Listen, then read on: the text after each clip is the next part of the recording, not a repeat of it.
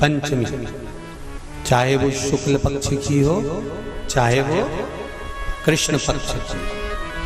श्रावण महीने की पंचमी के दिन शंकर भगवान पर जिस जिस परिवार के व्यक्ति का कांवड़ जल हमने बताया है आपको, जरूरी नहीं है कि डंडा बांधकर 2 कावड़ के जल के लोटे लेकर जाओ, आप अपने हाथ में भी 2 पात्र लेकर जा सकते हैं।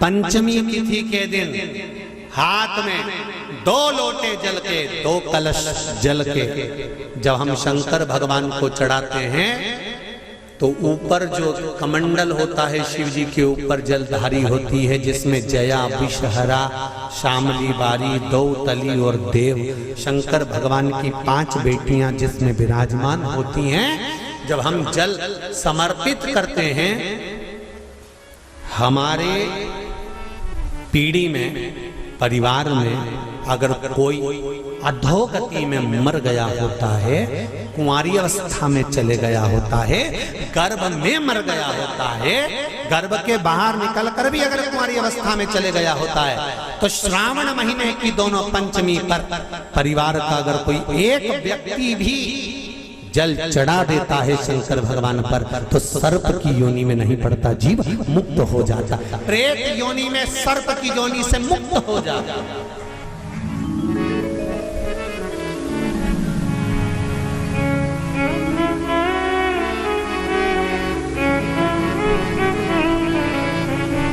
महाराज, हमारे यहाँ सांपों की पूजन कौन से दिन होती है, कौन सी तिथि में करते हैं? जम के बोलो जरा। नाग पंचमी।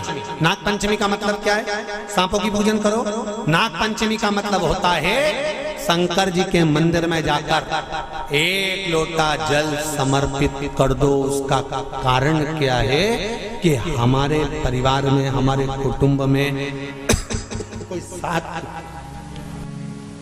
कुटुंब में, परिवार में कोई 7 पीढ़ी के अंतर्गत भी अगर कोई जीव तड़प रहा होता है, पड़ा हुआ होता है, उसकी मुक्ति नहीं होती है, तो पंचमी का चढ़ा हुआ जल उस जीव को प्राप्त हो जाता है और वो जीव तर जाता है, उसका फिर जन्म नहीं होता, वो तर, इसको मुक्तता कहता है,